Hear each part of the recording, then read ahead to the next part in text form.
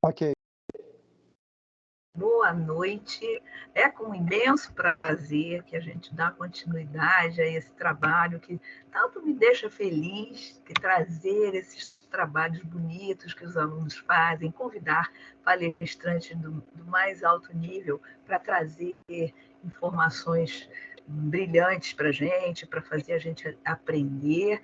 E muito orgulho mesmo de ter aqui o Dr. Cláudio Roineff, nosso presidente, doutora Ana Rosa, doutora Márcia, queridas da diretoria da SOPERJ, doutora Denise, presidente do GT de Adolescência, doutor Michel, que também veio nos prestigiar.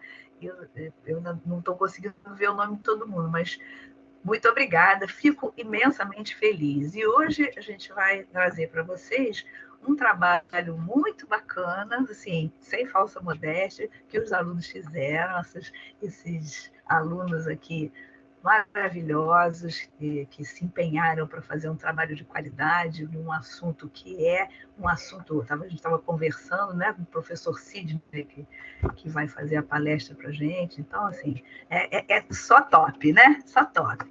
E um assunto muito rico, muito polêmico ainda, e, como ele estava dizendo, vai ser sempre polêmico, né? Assim, é uma coisa difícil da gente discutir, e é por isso que não tem resposta pronta, não tem resposta certa, e é por isso que a gente tem que discutir, trazer isso para o ambiente acadêmico, para os alunos entenderem que essa é a realidade que a gente vai enfrentar no dia a dia da medicina, e nós, tenho certeza que todos nós vamos aprender muito essa noite.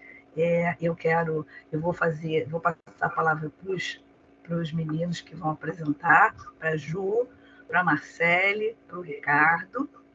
Depois eu vou falar brevemente só e vou passar para o professor Sidney, que vai fazer a apresentação dele, e depois eu quero que a gente encha ele de perguntas para a gente sair daqui feliz da vida, né? Então, vamos lá fazer essa noite ficar mais maravilhosa ainda, tá? Vou passar. Quem vai começar é Juliana. Não, sou eu, Marcele. Marcele. Então, Marcele, a palavra é sua. Tá bom, professora, obrigada. O Diego vai conseguir colocar o nosso trabalho aqui na tela? Não estou conseguindo visualizar. Oi, Diego. Oi, eu estou seguindo. O senhor que vai colocar ou eu coloco aqui? Então, você conseguiria colocar, por gentileza? Coloco, só um minutinho. Enquanto o Diego coloca, eu ia fazer não sou eu não, Diego. Tá. O professor Sidney dispensa comentários sobre as qualificações dele, né? Mas eu vou falar enquanto isso. Já colocou. Então, depois eu falo. Depois eu vou falar mais sobre o professor Sidney, tá? Boa noite, eu quero agradecer a presença de todos. Me chamo Marcele Quezada, sou aluna do 9º período da Faculdade de Medicina Estácio de Sá, no campus Citar. Vamos hoje apresentar um trabalho que é a decisão terapêutica de adolescente com osteosarcoma, uma discussão bioética. Pode passar, por favor.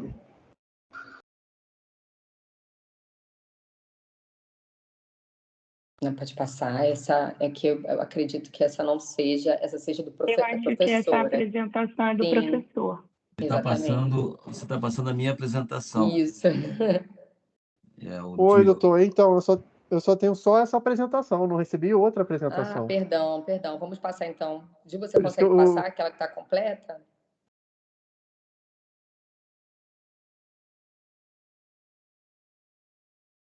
O Ricardo que passou aqui também. Vou passar aqui para você então, Diego. Você não quer passar direto? É porque quando eu joguei no meu iPad a apresentação, ela ficou desconfigurada. E aí eu fico preocupado de colocar aqui para vocês e não ficar com uma boa configuração. Mas eu vou enviar para o Diego. Bom, então, enquanto isso, eu vou falar aqui um pouquinho das muitas qualificações do professor Sidney. O professor Sidney é professor associado do Departamento de Pediatria da UFRJ, Vou abrir aqui. Vou abrir minha câmera. Professor associado do Departamento de Pediatria da FRJ, é diretor da Sociedade Brasileira de Pediatria, é acadêmico titular da Academia Brasileira de Pediatria e tem assim, um papel fundamental no Conselho Federal de Medicina, certo? E esse é uma partezinha das coisas que ele faz, tá? Então, hoje nós vamos ter muita coisa boa para discutir.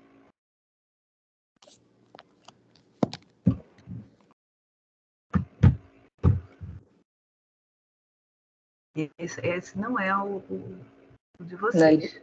Eu já enviei para ele já estava baixando, respondeu que estava baixando. Uhum.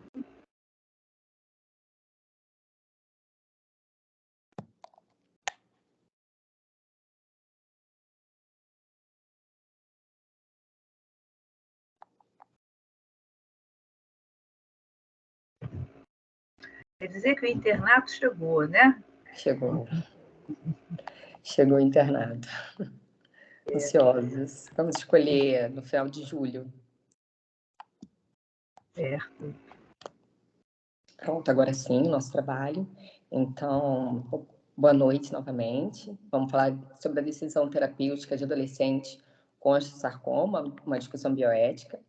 O nosso grupo é composto pela Ana Luísa Estrela, a Chiara Maza, a Jamília Sete, a Juliana Figueiredo, o Kermin Brito, Marcele Quezada, sou eu, Marina Rangel, Renan Cevaroli, Ricardo Thompson, o Vinícius Nolasco, a Yane Rola e a nossa orientadora, professora doutora Elizabeth Parente. Pode passar, por favor. Então, o osteosarcoma ele faz parte de um grupo heterogêneo de neoplasias malignas, né, que produz tecido ósseo ou osteoide. E a partir, né, ele se prolifera a partir de um estroma celular. Ele é definido pela Organização Mundial da Saúde como a neoplasia maligna óssea e, clinicamente, ele se apresenta com aumento de volume e dor local.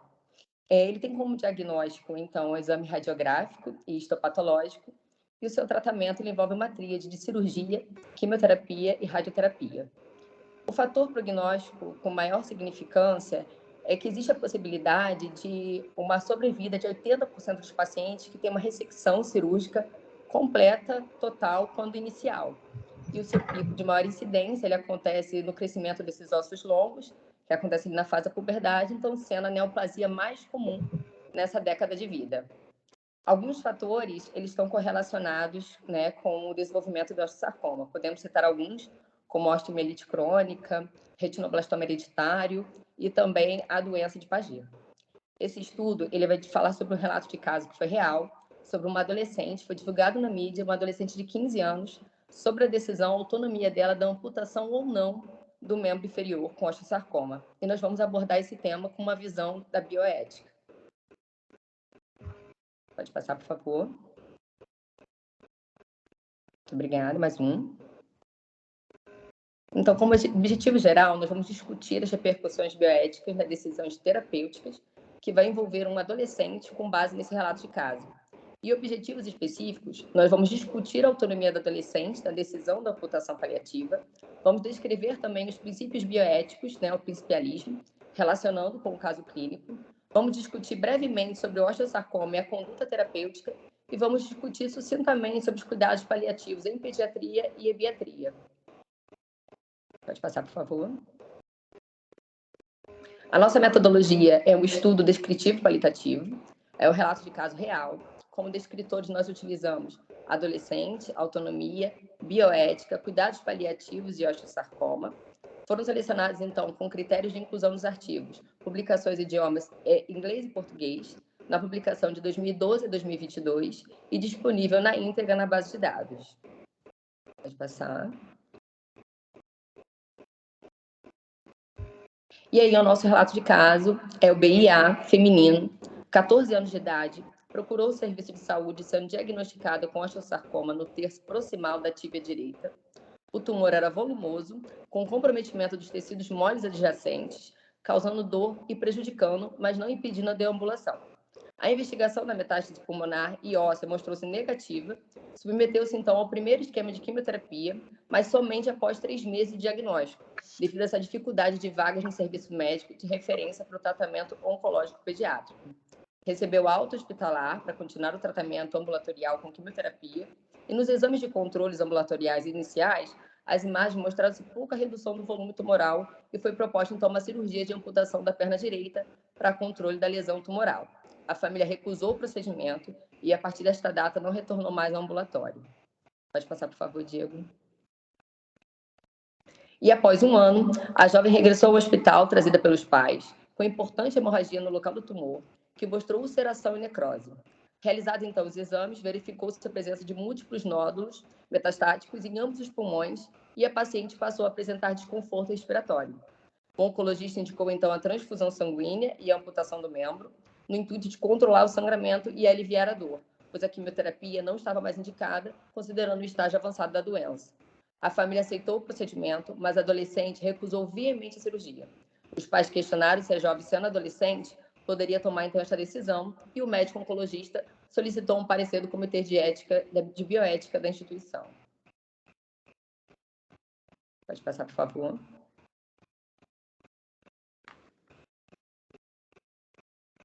Está sem voz.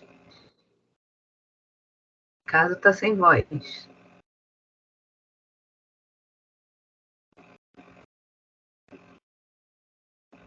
Oi, Ricardo, seu áudio não está saindo.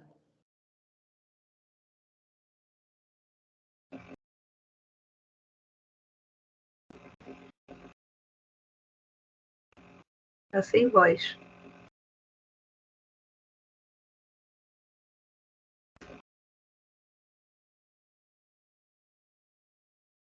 Quer adiantando, Marcelo? São os problemas do online, né? Então, vamos falar sobre discussão, osteosarcoma, né? Que é uma neoplasia óssea mais prevalente na população infanto-juvenil. Ele tem esse pico de incidência, como eu falei, na 2ª década de vida, que é na puberdade, no crescimento dos ossos longos. Seus sinais e sintomas mais comuns, então, é a dor óssea, a fadiga, dor noturna, e também vai ter tanto o edema quanto a limitação dos movimentos. Vai ter um aumento do volume local. Em estudos recentes, foi esperado, então, que a cura de 66% dos pacientes que não apresentavam metástase ao diagnóstico, e, como eu falei, 80% de sobrevida para os pacientes que pudessem fazer essa ressecção cirúrgica, né, completa inicial. Essas taxas, elas sofrem influência direta no tipo tumoral encontrado, e para os casos de pacientes que já apresentavam metástase ao diagnóstico, a taxa de sobrevida já caía para 20%. Por isso é tão importante o tratamento inicial. Pode passar, por favor. Ricardo, Ricardo já entrou. Ótimo, Ricardo. Consegue me ouvir? Conseguimos. Sim, agora sim. A partir daí, Ricardo. Pelo problema técnico, boa noite a todos. Meu nome é Ricardo. Boa noite. Então, continuando de onde a Marcele falou, né, a gente tem que, justamente pelo que a Marcele falou, né, 20% da mortalidade aumenta, né, a taxa de mortalidade é maior que 20%. Justamente por causa disso, é importante ressaltar que a gente tem que fazer um diagnóstico precoce do câncer infantil, né, porque é um tema que as pessoas levam muito como, câncer é uma doença que vai evoluindo conforme os estágios da vida, mas o câncer não, existe câncer infantil, por isso que é tão importante a gente fazer o diagnóstico precoce, justamente para poder diminuir essa taxa de mortalidade e morbidade, né. E para fazer esse diagnóstico precoce, o que é importante? É importante a gente ter uma assistência de saúde de qualidade, a gente ter profissionais adequados que estejam investigando, que estejam aptos a tomar essas decisões de investigar cada vez mais o câncer infantil. Pode passar, por favor. Bom, e agora entrando no principialismo, né? O que é o principialismo? O principialismo ele foi justamente essa primeira vertente estruturada da bioética. A bioética surgiu justamente por causa disso, por causa dessa importância da gente analisar não só o ponto de vista legal das coisas, mas também o ponto de vista moral, o ponto de vista ético, de qual decisão que a gente vai tomar para melhor, para a beneficência do paciente, né? E o principialismo ele surgiu lá em Tuskegee, né? Surgiu depois do relatório de Belmont, né? Que foi aquele relatório justamente que surgiu depois daquela pesquisa, daquela explosão, né? Daquele escândalo que teve, no caso em Tuskegee, né? Da pesquisa com negros sifilíticos, né? Para poder teve esse escândalo, e fizeram esse relatório justamente para poder ressaltar esses direitos humanos e essa autonomia dos pacientes que não estava sendo respeitada. Então, a gente sabe, né, que o principialismo ele é baseado em 4 vertentes, né, que é a autonomia, a beneficência, a não maleficência e a justiça. Né? A autonomia, como a gente sabe, é o direito daquele ser humano com o seu corpo, né, de tomar as melhores decisões para o seu corpo, desde que não influencia e coloque em a vida de terceiros. A gente vai discutir um pouco melhor. A beneficência, como o próprio nome já diz, é intuitivo, né? É o dever do médico em agir beneficamente para aquele paciente, né? Utilizar as melhores armas possíveis da ciência e da medicina para poder atuar beneficamente para aquele paciente. A não maleficência parte junto do mesmo conceito, né? Que o médico não deve nunca fazer mal, né? Sair aquele conceito hipocrático de nunca fazer mal ao paciente. E a justiça é a obrigação ética em tratar cada indivíduo conforme moralmente correto. Né? Então, não interessa se o indivíduo é negro, se ele é pardo, se ele é branco, se ele é vermelho, se ele é roxo. Todos têm que ter acesso à saúde e ser tratados de maneira igual. Pode passar, por favor. E agora a gente vai começar a discutir cada uma dessas vertentes da autonomia, do principialismo, de acordo com o caso da menina. Né? Então, pode passar, por favor. Pode passar. Bom, a gente sabe que, nesse caso, se trata de uma paciente menor de idade, né, que ela estava em estágio de desenvolvimento psicofísico, ou seja, ela não tinha alcançado a maioridade autônoma, né? Então, ela não era considerada apta ainda a tomar a decisão de amputar ou não amputar a perna. Mas aí a gente parte dos 2 pontos de vista que eu expliquei. O ponto de vista legal, né, que é a legalidade, o que está escrito na lei, que é uma menor de 15 anos, ou seja, não tem maioridade autônoma. Então, a vontade dos pais tem que prevalecer. Mas a gente tem o ponto de vista moral e ético. Né? É uma criança de 15 anos com um diagnóstico de uma doença terminal. Será que a decisão dela ela é uma menor capaz, uma menor racional? Sabe? Uma menina de 15 anos, será que ela teria, do ponto de vista moral, o direito de ter uma autonomia sobre o seu corpo? Será que essa decisão não deveria ser dialogada, compartilhada entre a menina e os pais? Né? E aí entra justamente essa discussão. A amputação ela não tem caráter curativo, sabe? A menina ela tem um diagnóstico de câncer terminal, ela tem uma osteosarcoma terminal. Independentemente dela amputar e morrer hoje, ela vai morrer daqui a um mês. Sabe? Então entra muito nisso. Essa amputação ela seria benéfica para essa paciente, sabe? Ou ela estaria apenas aumentando esse sofrimento psicofísico dessa paciente, né? Pode passar, por favor.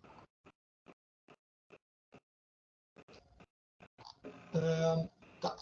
E aqui a gente entra justamente nisso. Do ponto de vista legal, a decisão é dos pais. Mas do ponto de vista moral, a decisão é da menina. E aí, essa decisão dos pais, ela pode sofrer determinadas influências, se ela realmente é efetiva, sabe? Então, a influência dos pais, nesse caso, será que ela seria tão prevalente? Então, vamos ver aqui os 3 critérios que podem diminuir essa força de decisão dos pais.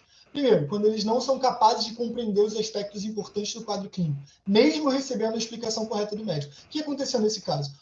1 ano antes, os pais receberam a informação, quando a menina ainda não tinha metástase, a gente leu lá que 66% dos casos evoluem para cura se diagnosticados precocemente e tratados precocemente. Os pais receberam essa informação e decidiram não seguir adiante com o tratamento de amputação. Então, a menina, eles, mesmo recebendo a informação correta, eles não amputaram a perna da menina no momento adequado. E agora, quando a menina já tem um diagnóstico terminal, né, já tem metástase, os pais decidem amputar. Então, talvez a decisão autônoma dos pais sobre a menina estaria comprometida por causa desse princípio, desse fato.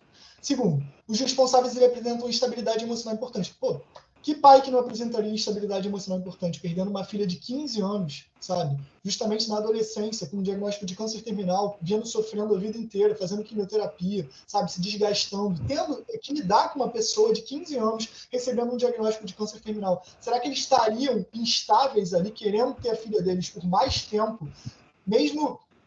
Ou seja, será que a decisão de amputação seria benéfica para ela, sabe? Será que eles não estariam instáveis emocionalmente, tomando essa decisão pensando no prol deles? E terceiro, colocar seus próprios interesses à frente da criança, né? Ou seja, justamente o que eu entrei. Os pais, será que eles querem o bem da criança ou eles querem ter a filha deles por mais tempo, visto que ela já tem um diagnóstico terminal?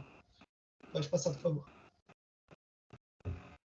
E aí, outros conceitos. Primeiro, os pais eles devem agir para a criança e não sobre a criança. Ou seja, justamente nesse ponto que eu entrei. Eles têm que agir pensando no bem da criança e não no bem deles. Como seria o caso de prorrogar esse sofrimento psicofísico de que ela estaria prorrogando.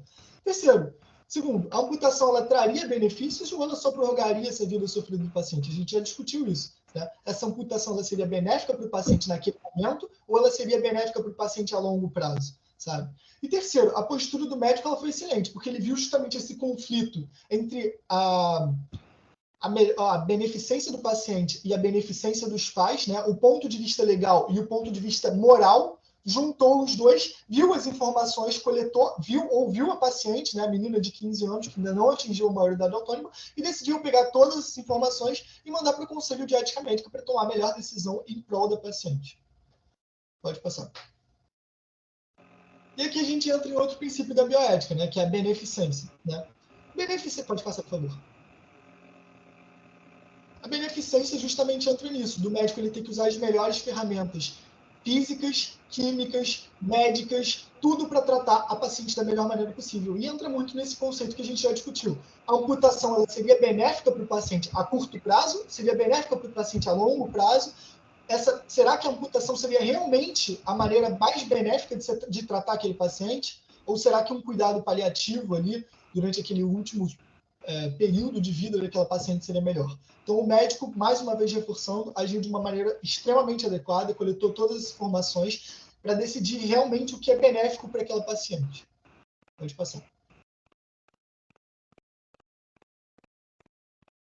Boa noite, eu sou Juliane e agora eu vou falar um pouco mais dos outros dois princípios, dos dois tópicos do principialismo, que é a não maleficência e a justiça.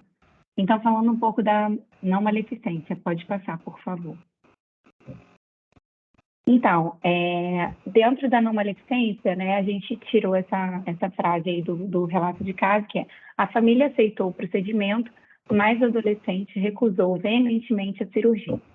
Então, diante desse impasse, o que a gente trouxe como discussão? Que o princípio com a máxima, né, falando da não maleficência, com a máxima da medicina, que é a primum non nocere, que é primeiro não causar dano. E no caso apresentado, o principal conflito é o procedimento cirúrgico de amputação do membro da adolescente de 15 anos, já considerando esse estado avançado da doença que ela estava. E então, nesse momento, onde o procedimento ele não tem o efeito curativo da doença, a cirurgia acaba por representar um tratamento com risco elevado, visto que, considerando a opinião da paciente, isso gerará mais dor, mais sofrimento e o desgaste emocional sem a possibilidade da cura dessa doença. Representando, assim, esse desrespeito com o princípio da não maleficência, né? Então, você está oferecendo esse cuidado paliativo, mas ele não vai trazer cura e, muito pelo contrário, ele vai trazer sofrimento. Então, ele está indo de encontro com esse princípio da não maleficência. Nesse tópico, a gente vale questionar também se a atitude médica em oferecer o procedimento cirúrgico paliativo nesse momento pode ter sido movido pelo pensamento biomédico de tentar fornecer a manutenção da vida sem pensar nessa qualidade de vida da paciente, né, em relação a essa parte emocional. Assim como se a aceitação dos pais pelo procedimento, desconsiderando a opinião da adolescente, da filha, também não possa ter sido movido, né, como o Ricardo falou, por esse sentimento de culpa e de sofrimento pelo abandono do tratamento anteriormente, né? Pode passar, por favor. E agora, entrando no princípio da justiça, pode passar.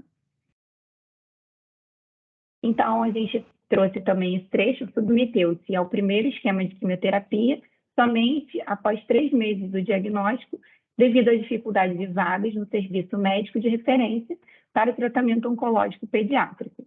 O que a gente trouxe como reflexão a partir desse dado, né? Que o princípio, falando um pouco do princípio da justiça, o princípio da justiça ele está relacionado com a equidade, como foi brevemente falado pelo Ricardo, e que os recursos devem ser equilibradamente distribuídos, tendo como objetivo alcançar, com a melhor eficácia possível, o maior número de pessoas assistidas.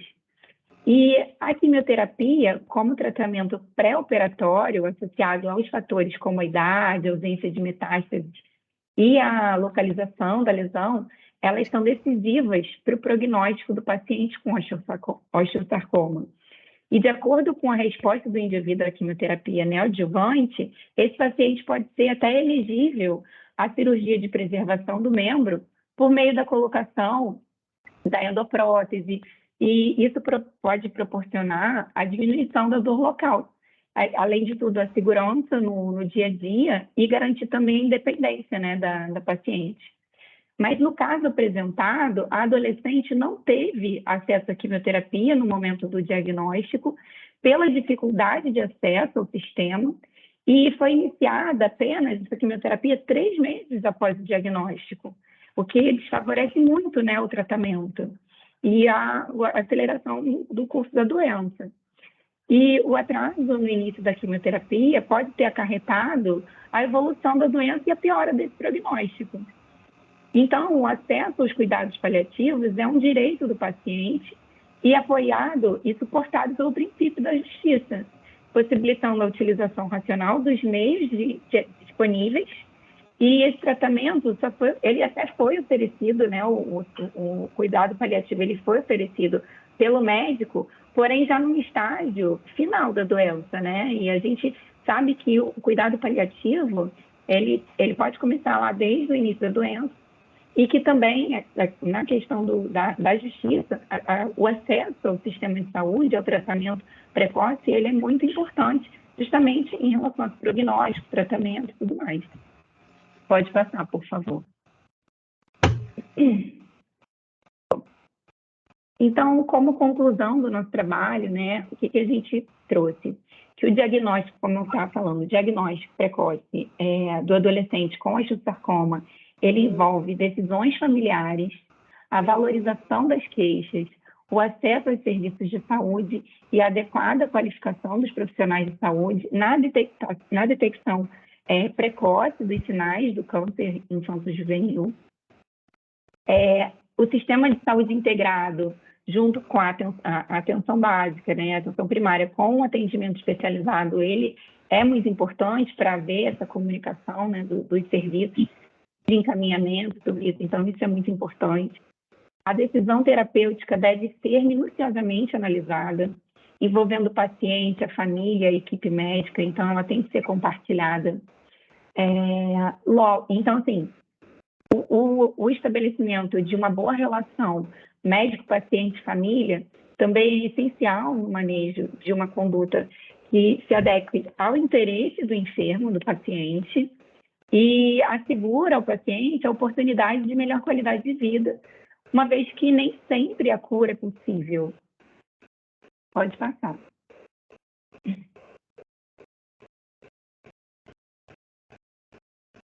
Então, torna-se evidente que a bioética ela é capaz de auxiliar os profissionais de saúde a terem um melhor posicionamento diante desses principais dilemas éticos que acabam envolvendo várias questões de saúde e, no nosso caso aqui, os adolescentes, né?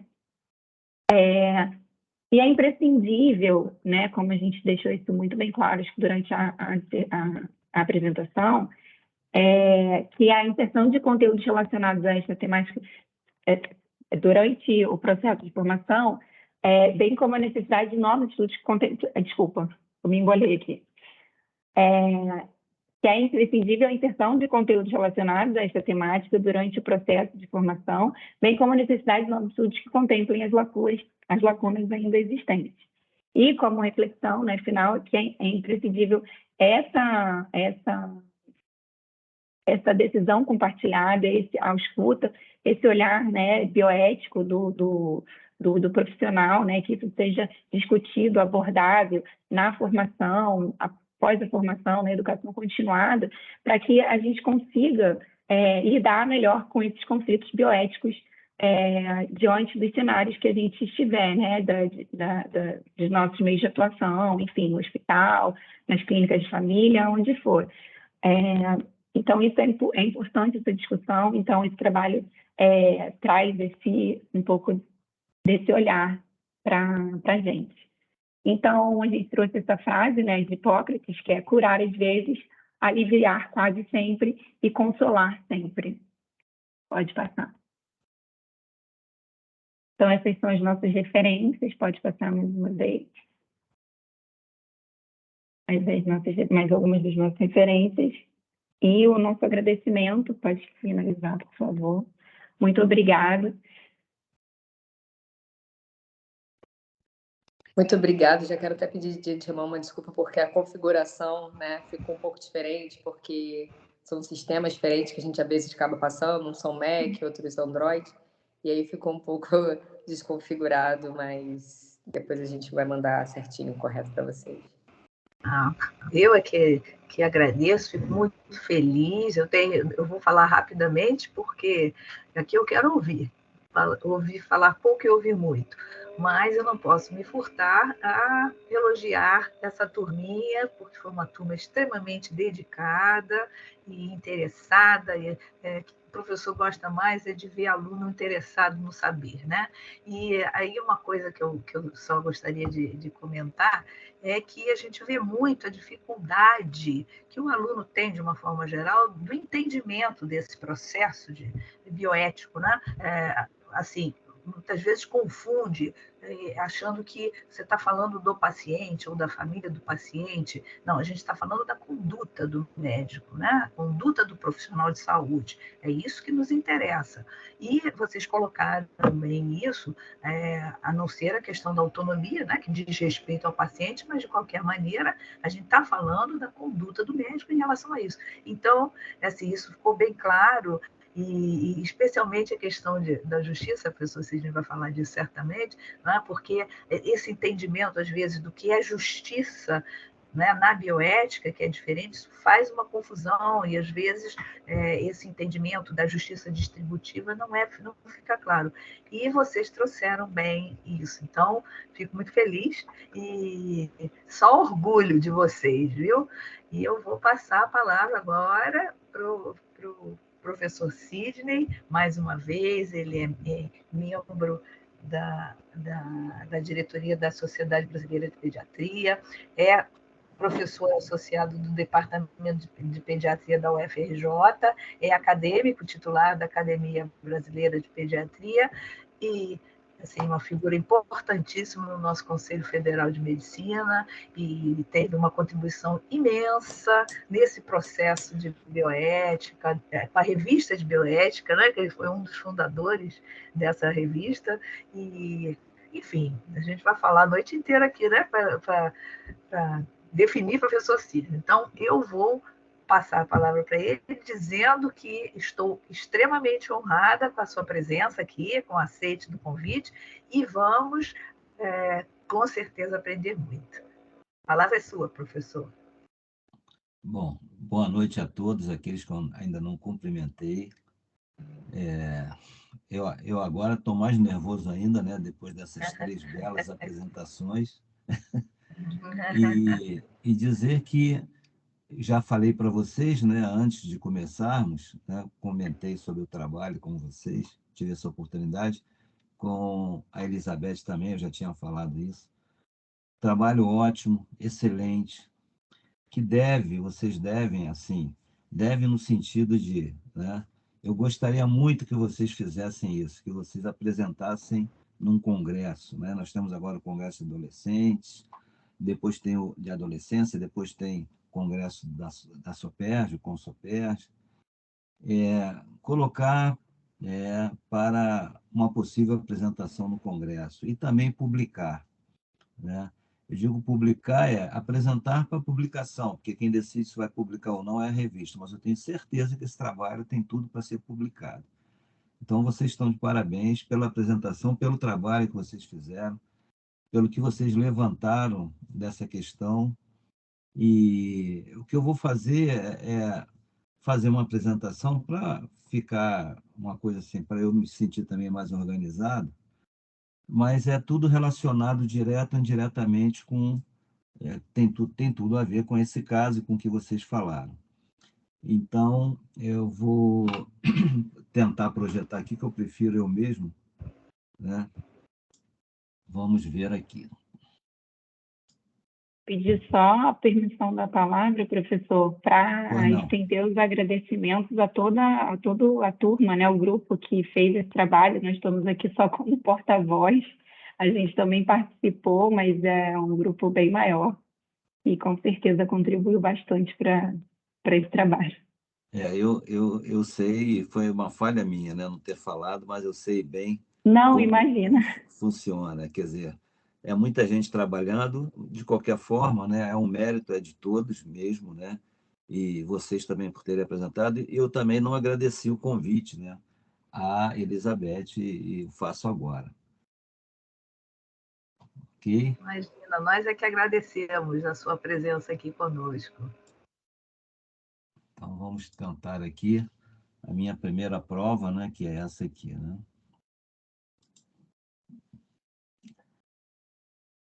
Vocês já estão vendo a apresentação, não?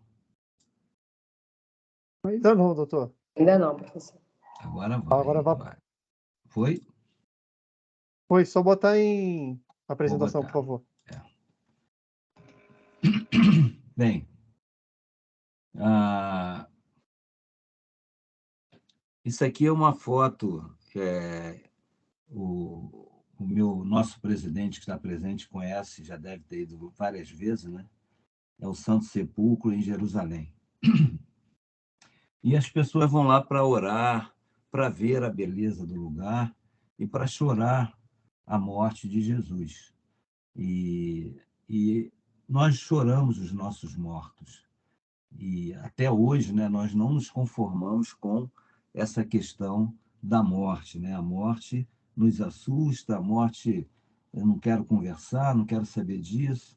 E aí tem aqui, cabem duas perguntas, cabem muito mais perguntas, né?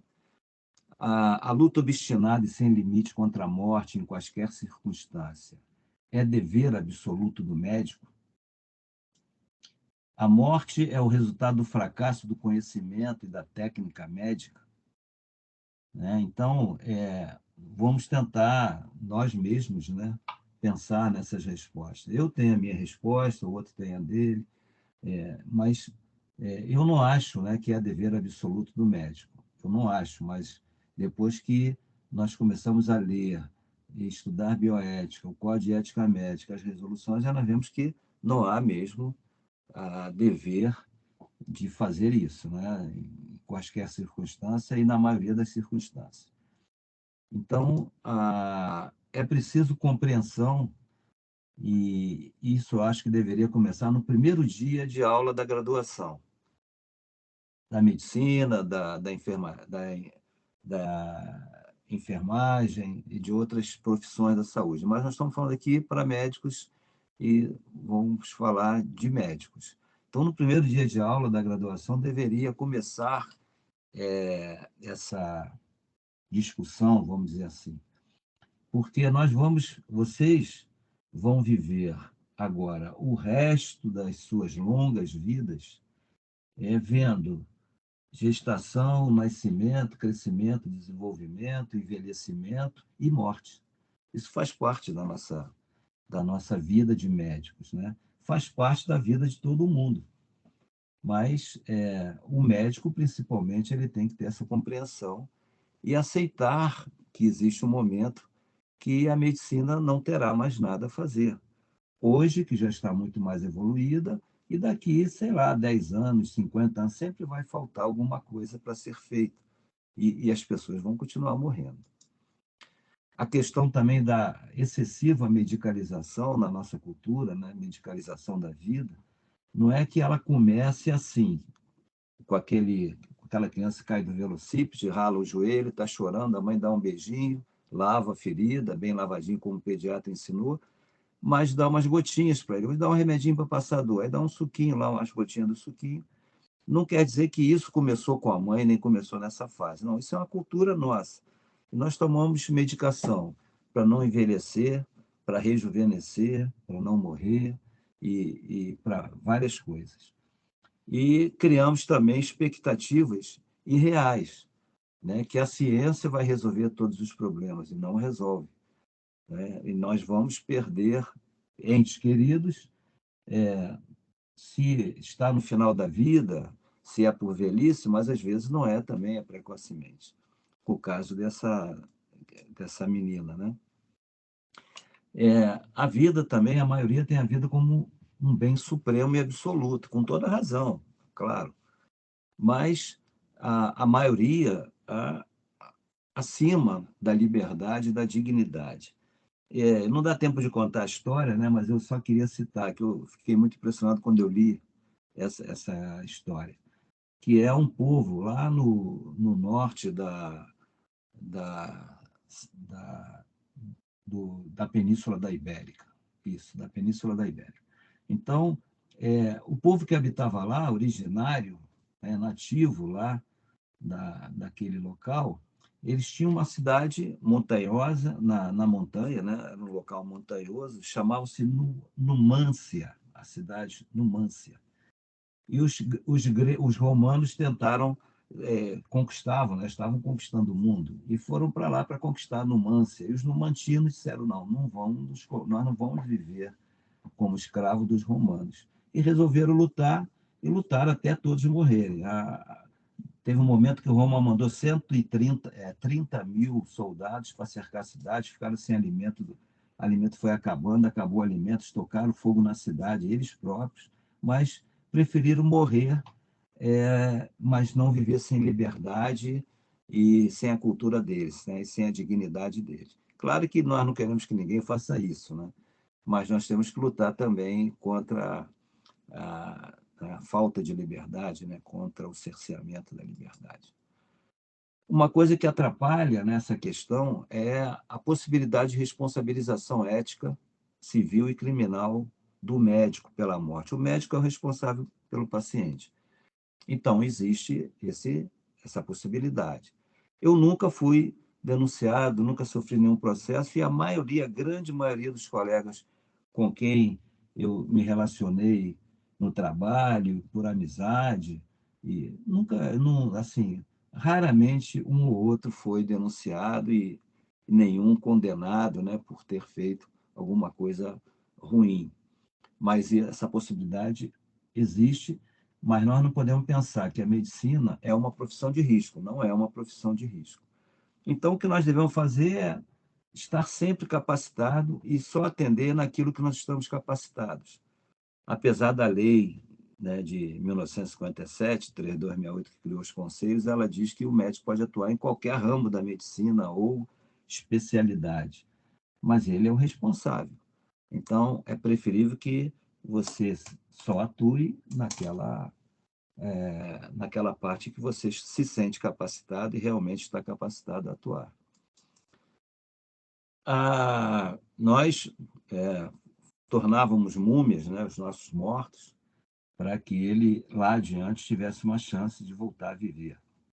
E botava lá todos os seus pertences, mais um dinheirinho a mais, e mais os empregados para ficarem lá junto com ele.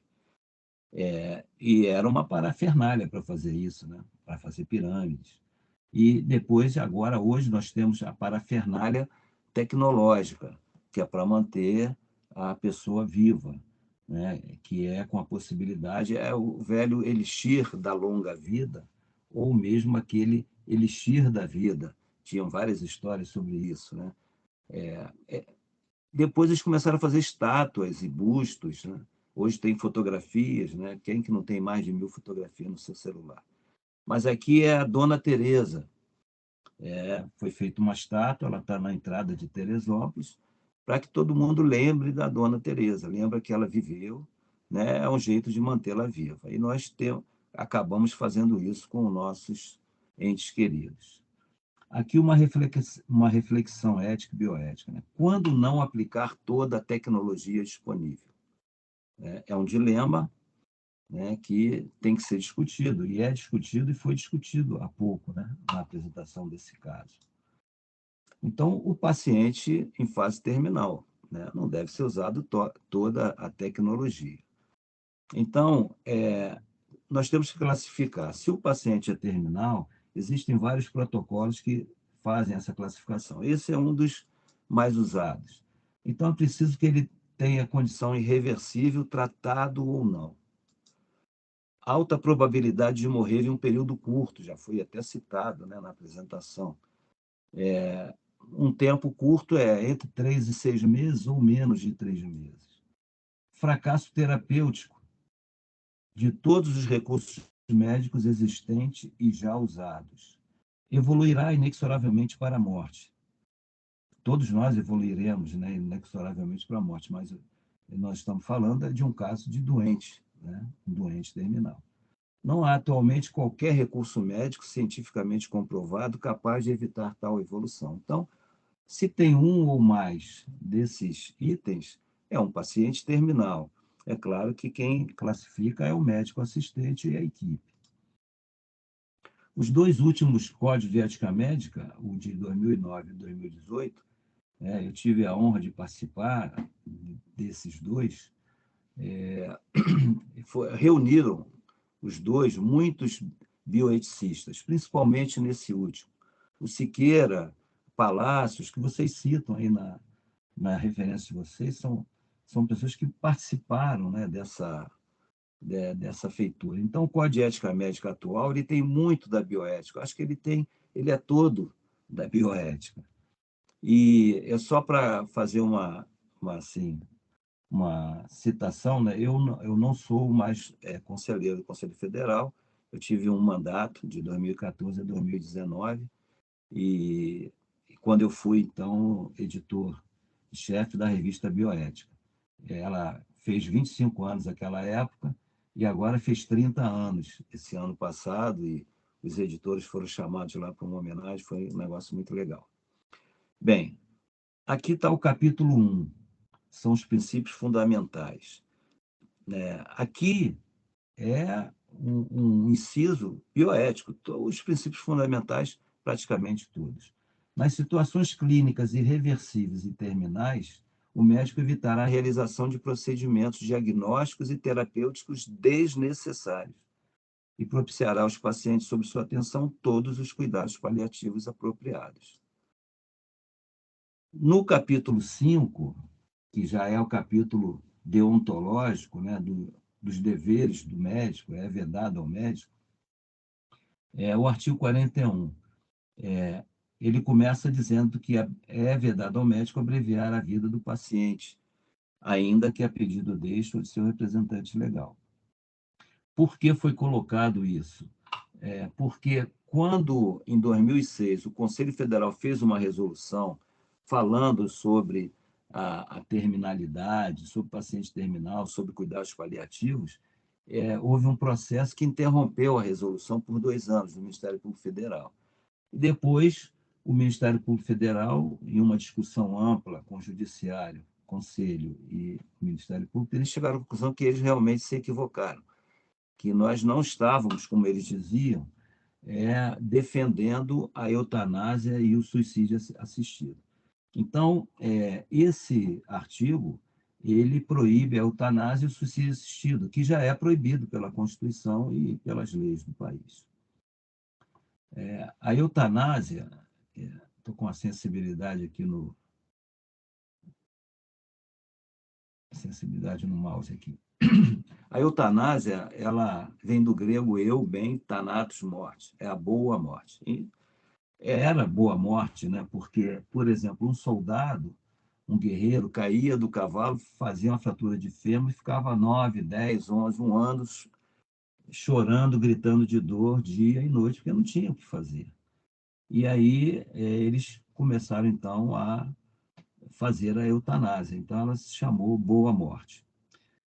Então, a eutanásia, o suicídio assistido, é aceito, né, legalmente em alguns países. No nosso país, não. E o parágrafo único desse artigo 41, aí sim, ele fala que nos casos de doença incurável e terminal, deve o médico oferecer todos os cuidados paliativos disponíveis, sem empreender ações diagnósticas ou terapêuticas inúteis ou obstinadas. Quer dizer, isso é a ortotanásia, ou seja, vai oferecer ao paciente o cuidado paliativo necessário, que ele não tenha dor, não tenha sede, não tenha fome, que ele se sinta atendido, né? Que ele se sinta humano, né? Está sendo atendido como ser humano que é, e que suas vontades sejam aceitas desde que possível. Então, isso é a ortotanásia. A sua privacidade seja mantida, ele não é um objeto, absolutamente. Levando sempre em consideração a vontade expressa do paciente ou, na sua impossibilidade, a de seu representante legal. E aí entra a questão da autonomia, né? Então, aprova aí a ortotanase e repudia a distanásia. A distanásia é o contrário desse parágrafo. A distanásia é empreender ações diagnósticas ou terapêuticas inúteis ou obstinadas. É a chamada distanásia. Uma outra questão é o testamento vital, que é chamado também de diretivas antecipadas de vontade. São instruções que o paciente deixa sobre os cuidados médicos. Se ele vai aceitar a gastrostomia, se ele vai aceitar ser entubado, se vai aceitar reverter uma parada cardiorrespiratória, por exemplo. O médico anota aquilo. Não é preciso ele ir para cartório, fazer vídeo, nada disso.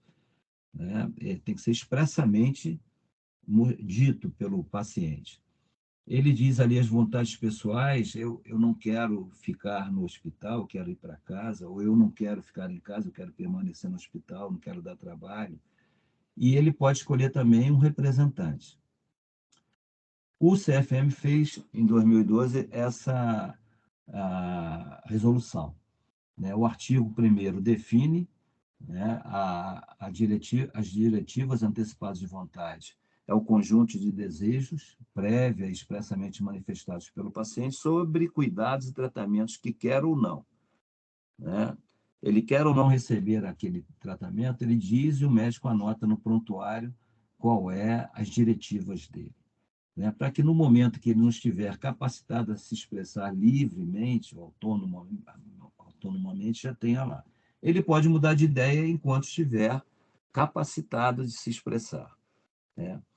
Ou se ele indicou um representante, esse representante é que decidirá se deve fazer ou não deve fazer aquilo. Então, aí ele também, a sua vontade foi escolher alguma pessoa para decidir por ele no momento que ele estiver incapacitado. O médico levará em consideração suas diretivas antecipadas.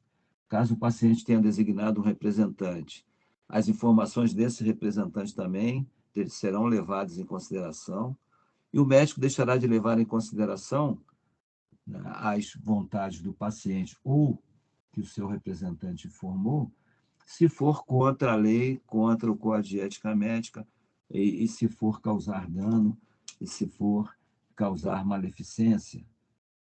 Então, o médico deixará de levar em consideração. Se não forem conhecidas as diretivas antecipadas, não tiver representante, a família não está chegando a uma conclusão, o médico deve consultar a comissão de ética do hospital.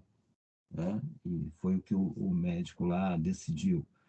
Nós não temos comissão de bioética nos hospitais, em todos os hospitais. Queremos, é super importante, porque deve ser a primeira comissão a ser ouvida nesses casos.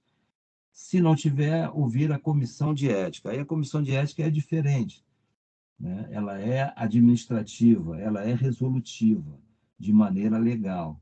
Ela é eleita e o CRM dá posse, e essa comissão de ética, formada somente por médicos, representa o conselho no hospital ou na unidade de saúde. Então, pode também o médico consultar o Conselho Regional ou o Conselho Federal de Medicina. Então, é preciso que haja diálogo e conhecimento. O primeiro diálogo é com o paciente. O segundo diálogo é dentro da equipe, entre a equipe. A equipe tem que, com conhecimento de causa, discutir essas questões bioéticas. Não é só a questão do paciente terminal, mas é muito mais aí nesse período. E deve também saber como conversar com o paciente, como conversar com a família. Não é o médico que vai escolher quem vai conversar com a família.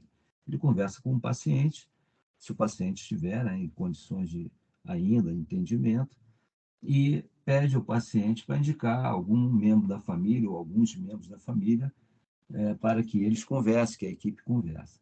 Tem que haver também um diálogo e um entendimento entre as equipes, né? E é até indicado que se faça uma sessão clínica, uma sessão mensal ou quinzenal, para manter esse assunto em dia. Isso aqui quem for trabalhar com terminalidade, com cuidados paliativos, deve ler diariamente para não esquecer. O paciente em fase terminal tem o direito de saber que é terminal. E é muito difícil para o médico, e é muito difícil para o paciente e para a família. Eu já passei por isso 2 vezes. Então, é muito difícil. Como paciente, né? Então, é direito do paciente saber se é terminal, de decidir, de não ser abandonado, de ter tratamento paliativo, ou seja, tratamento para que ele não tenha dor, não tenha fome, sede, não se sinta abandonado, é cuidar, né? Cuidar, confortar. Foi lido, né, aquela do Hipócrates, né? E se você não puder curar, cuidar, confortar. Mas cuidar, muitas vezes, é mais do que curar, né? Então, tratamento paliativo, não ser tratado como um mero objeto, porque às vezes a pessoa esquece, né, que está um ser humano ali, ele é terminal, já não reconhece ninguém, mas tem um ser humano ali. De acordo com as conveniências da família ou da equipe de saúde. Eu acrescentaria aí, eu tirei isso de uma revista, eu acrescentaria aí também, não seja mero objeto, de acordo com as conveniências do gestor, do plano de saúde, né, e do secretário de saúde. Eu coloquei aqui 2 exemplos de artigo da revista Bioética. Esse aqui é sobre diretivas antecipadas, esse aqui sobre cuidados paliativos. Mas tem milhares de artigos, todo mundo pode acessar, baixar em PDF, estudar e publicar. Isso aqui é o mais importante aí para esse grupo. Já estou acabando. Os dilemas éticos e bioéticos. Dilemas éticos existem para todo mundo. Você tem um primo, um irmão que cometeu um crime, você tem que denunciar aquele crime. E aí, mas aquela pessoa, você ama aquela pessoa. E aí há um dilema ético, né? Não é um dilema bioético, né? É um dilema ético que cada um pode ter. É do guarda que prende, do policial que prende aquele que está roubando 3 ou 4 batatas para comer e ele chega lá fora e fica com um dilema ético, solta ou não solta? Eu sou polícia, tem que prender, mas o cara está com fome, eu tenho que soltar. E os dilemas bioéticos. Na Covid, na época aí da fase mais grave da Covid, por exemplo, faltavam leitos de UTI. E lá na emergência tinham 5, 10 pacientes precisando subir para a UTI. E não tinha vaga em lugar nenhum, né, do estado. É só para vocês terem ideia, só 20% das cidades no Brasil tem algum leito de UTI e a maioria não é suficiente. Então, aí sim é um dilema ético. O que eu vou fazer? Quem é que vai subir? Quem desses 5 vai subir?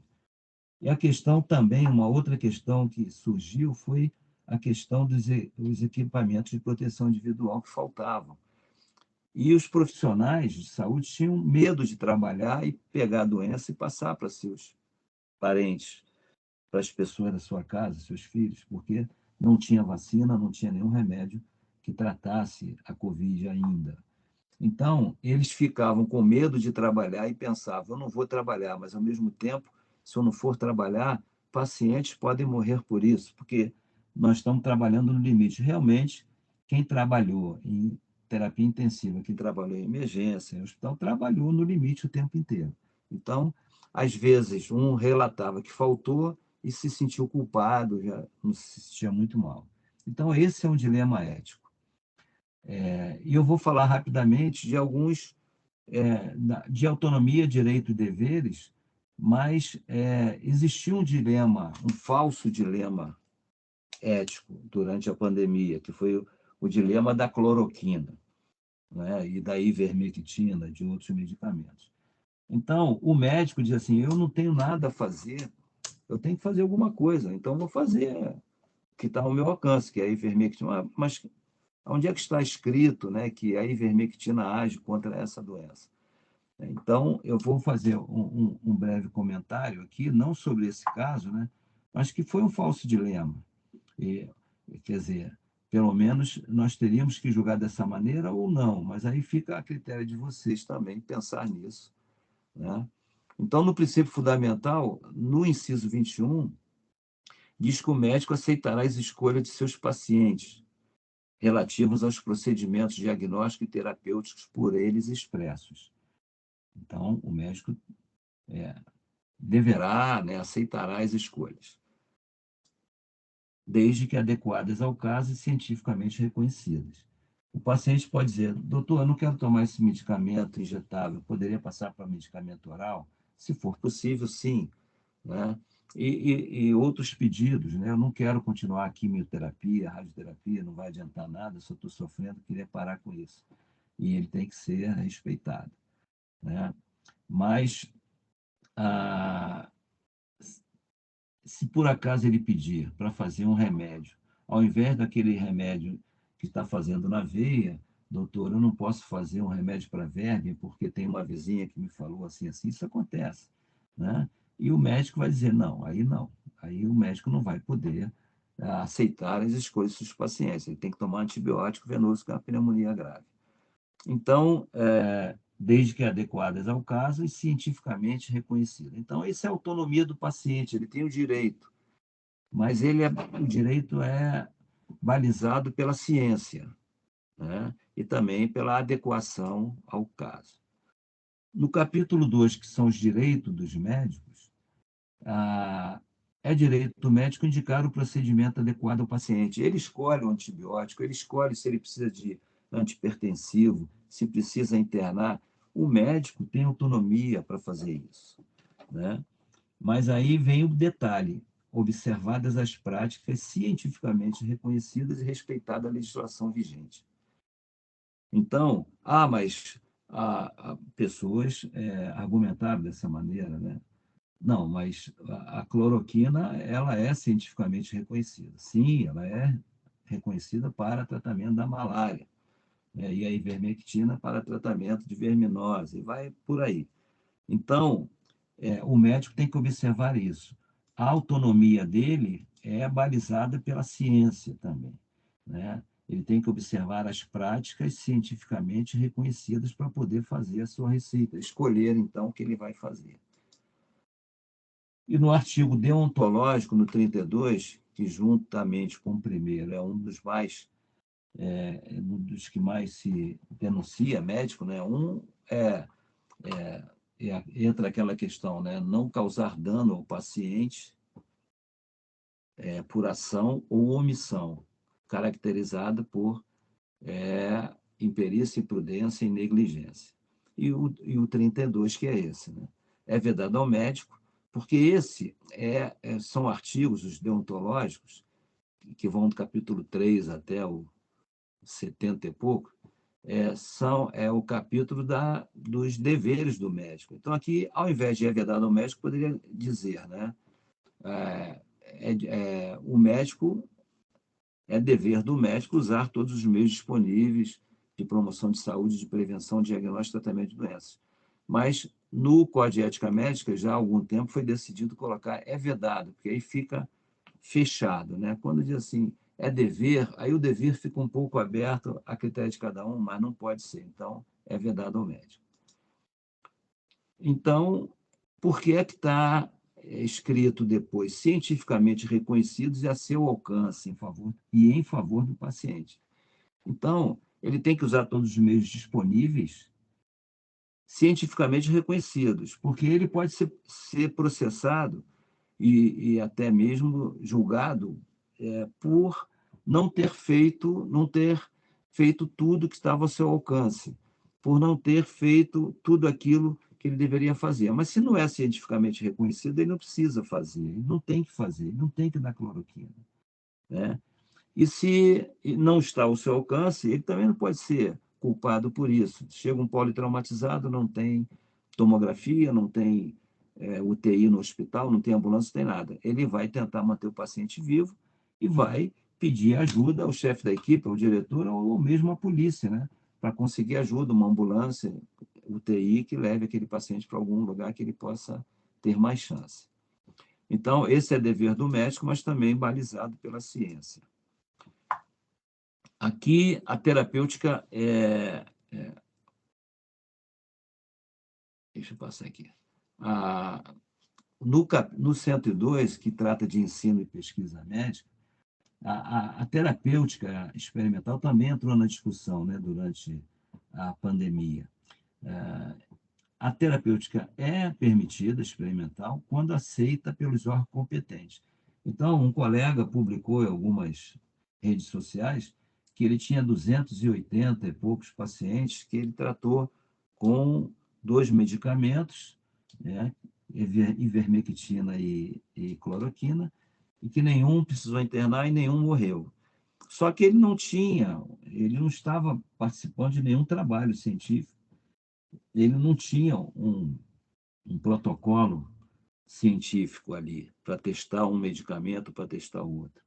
Então, isso não pode ser feito, porque você tem que ter um protocolo de pesquisa que foi aprovado pela Comissão de Ética e Pesquisa, o CEP, e pela Comissão Nacional de Ética em Pesquisa, CONEP. E aí, sim, e o paciente com consentimento do paciente, de seu representante legal. Então, é dever do médico, né? Mas é dever também que ele tenha isso, que tenha um protocolo. Se ele desconfia que o medicamento é muito bom, ele não tem que fazer aquele medicamento.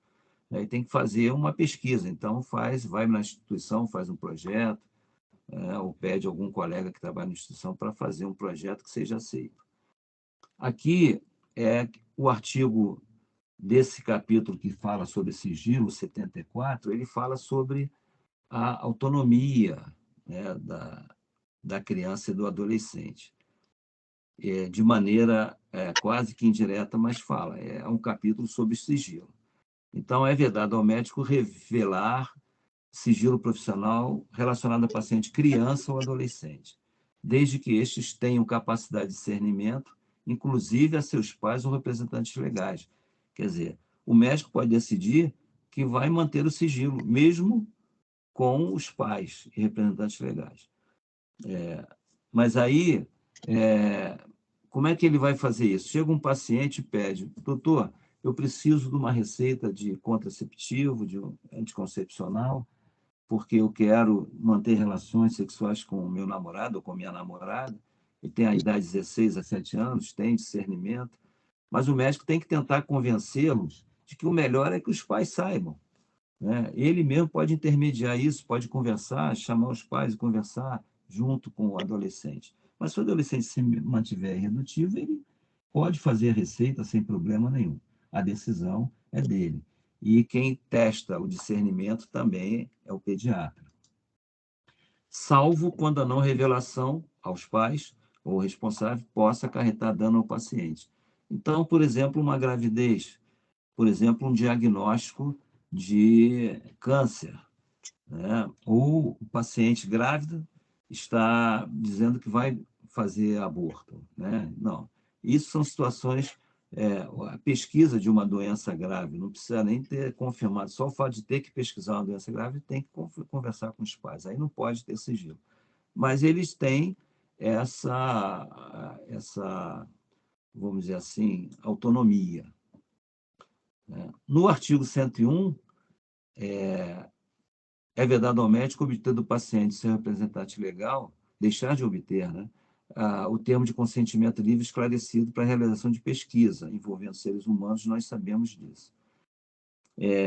No caso de participantes de pesquisa ser criança e adolescente, além do consentimento de seu representante legal, é necessário seu assentimento livre e esclarecido na medida de sua compreensão. É claro que aí ele coloca também pessoas com transtorno ou doença mental em situação de diminuição de sua capacidade de discernir. Então, agora terminando mesmo, né, a Beth já deve estar querendo me enforcar. De A jeito nenhum, mistanase. estou adorando. Eu soube de uma apresentação aí que houve de mistanase, que a Elizabeth me falou. Então, a mistanásia vem da etimologia grega. Mis, infeliz, thanatos, morte. Foi o Márcio Fábio dos Anjos, um excelente bioeticista, escreve, publica, pesquisa. Ele cunhou esse termo em 1989. Então, a mistanásia é diferente da eutanásia, que é a morte feliz, né? Imagina, morte feliz. Mas naquela época era. Agora, a morte infeliz, sim. Essa é uma morte miserável, precoce e uma morte evitável. Então, ela tem essas três características: miserável, a morte miserável, precoce e evitável. Todos nós já vimos essas fotos, ou fotos parecidas com essa, e não é da pandemia só. A mistanásia já acontece há décadas. São aquelas filas na emergência, não tem vaga para internar, não tem vaga na UTI, não tem vaga na cirurgia, o paciente morre porque não pôde ser operado. Ele morre porque não pôde fazer o diagnóstico precoce, como essa paciente do caso apresentado. Ela não conseguiu fazer um diagnóstico precoce e começar o tratamento precocemente. Então, tem 1 milhão de pessoas na fila. Essa fila não começou hoje, nem ontem, nem no ano passado. Ela vem há muitos anos, há mais de uma década, se formando. E quantas pessoas vão morrendo? Quantas pessoas morrem de uma infecção que entrou na emergência por uma questão e sai dali sem um membro ou morto, né? Então, é a morte que é precoce, evitável e miserável. A pandemia causou o maior número de mistanásia, né? O maior número de mortes com essa característica. Por quê? Em um determinado momento tinha vacina, mas quando não tinha leito, né? O paciente ficava em casa e o ministro dizia, e não tinha outro jeito, né? Olha, não vão para casa, não vão para o hospital, só se tiver com cansaço. E aí o paciente ia só quando estava com cansaço, quer dizer, já ia com o caso avançado e não tinha vaga nem para ser atendido na UPA, nem para ficar no chão da UPA. Então, os três poderes fingem que não sabe que existe a mistanásia, mas ela existe, né? E podemos dizer que esse caso clínico é um caso de mistanásia, né? Então, outras causas: pobreza mantida, violência, drogas, falta de infraestrutura, condições mínimas de ter uma vida digna, e saneamento básico, uma série de coisas que a pessoa morre, né, desse jeito, né? A morte miserável, evitável, precoce. E aqui o caso que todos nós vimos, né, em janeiro, aqui pertinho de onde eu moro, em Petrópolis, né? As casas continuam lá, as pessoas continuam morando nas encostas. Aqui a questão da Cracolândia, né, das Cracolândias que existem.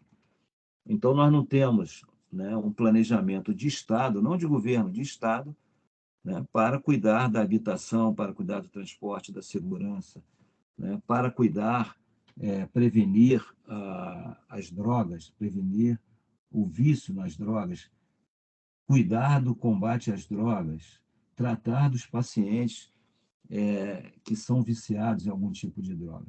Não existe um planejamento de Estado para isso. Então, isso chama-se mistanásia, porque a maioria aqui vai morrer desse tipo de morte. Aqui é a listinha do que eu falei, do que o médico que lida com o paciente terminal tem, no mínimo, que dar uma olhadinha de vez em quando, né? O Código de Ética Médica não é um livro para você levar para a praia no final de semana, nem para a piscina, nem para o campo, né? Para a montanha, mas é uma coisa que você tem que ler de vez em quando. Ou, se passar por alguma situação, vai lá e vê se o Código de Ética Médica fala alguma coisa. E também ler os princípios, ler o que puder ler dos conceitos bioéticos. A revista Bioética é muito boa para isso. Tem todo tipo de... Até eu dei para minha filha, né, que ela é sensível à questão dos animais, então eu dei para ela, tem a bioética no trato com os animais. Tem lá um artigo há muito tempo atrás. Muito obrigado e desculpe eu ter me prolongado, mas é um assunto que não tem jeito, a gente fala demais. Essa aí é a foto, né? O bem equilibrando, está com a bola, né? Você está com a bola agora. Quem está com a bola é o bem, né? Vamos ver se está lá. Ele está equilibrando a bola na mão esquerda. Vamos ver. Exatamente, exatamente. Imagina, foi muito bom eu ouvir. E como é importante a gente falar disso, especialmente para os alunos, né, que ainda não vivenciaram isso de perto. Eu acho que a gente vivencia isso o tempo inteiro.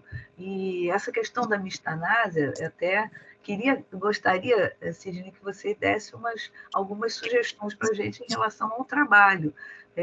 A gente poderia colocar mais algum texto sobre mistanásia nesse caso. O que você sugere?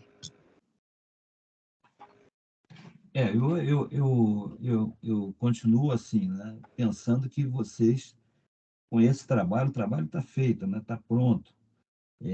É claro que se for publicar, para apresentar no Congresso, né, não pode aumentar nada, pelo contrário, vai ter que resumir tem que tudo, né? reduzir. Vai ter 10 minutos para apresentar, mais 10 de discussão. Mas para publicar, pode sim acrescentar essa questão da mistanásia. Posso passar algumas referências para vocês darem uma lida.